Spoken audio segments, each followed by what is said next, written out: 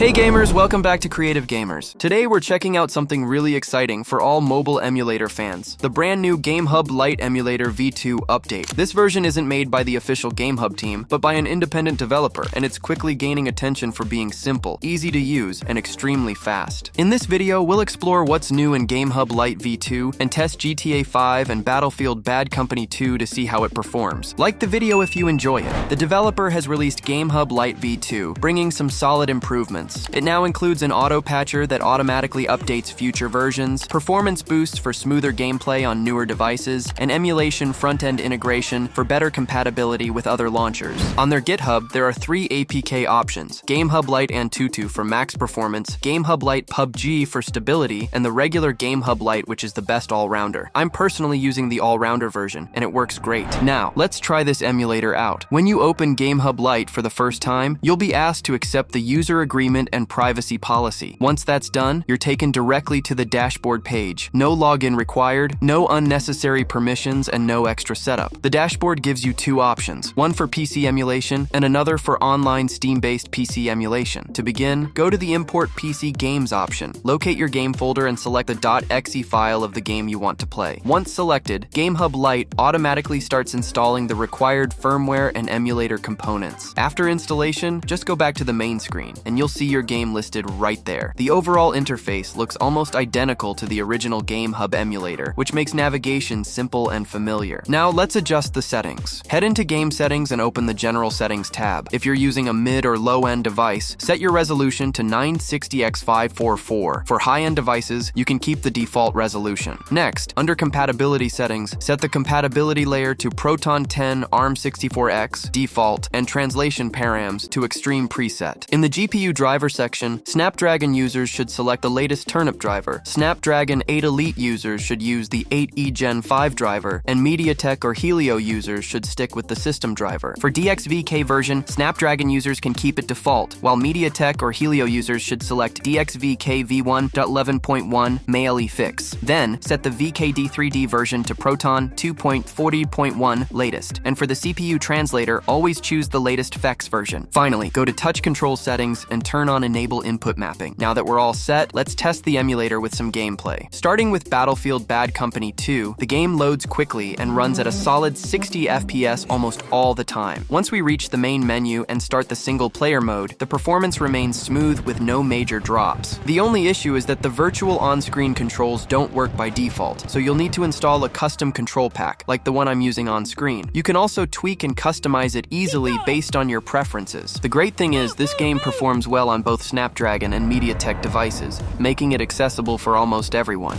If you're into warfare-style shooters, this one's definitely worth trying. Next, let's move to GTA 5. I've already set it to full screen and complete missions, and as expected, the loading process takes a few minutes since it's a large game. Inside buildings, I'm getting around 40 to 45 FPS, and once I step outside, the FPS drops to about 25, but stabilizes back to 40 plus FPS after all resources load in. I'm using a Snapdragon 8 Gen 2, which handles emulation pretty well. While driving fast, you might notice a few minor frame fluctuations and stutters, but overall, the game remains smooth and totally playable. After testing both games, here's my honest opinion. GameHub Lite V2 feels almost identical to the official GameHub emulator, except it's far more lightweight and privacy-friendly. It doesn't ask for unnecessary permissions, doesn't require you to log in, and skips all the tracking components that the official app includes. Despite being so minimal, the performance is excellent, and it handles most PC games without issues. So if you're looking for a clean, simple, and powerful emulator that just works, GameHub Lite V2 is definitely worth checking out. It's fast, smooth, and built with gamers in mind. Like, subscribe, and comment if you enjoyed this video. Thanks for watching, and as always, stay creative, gamers.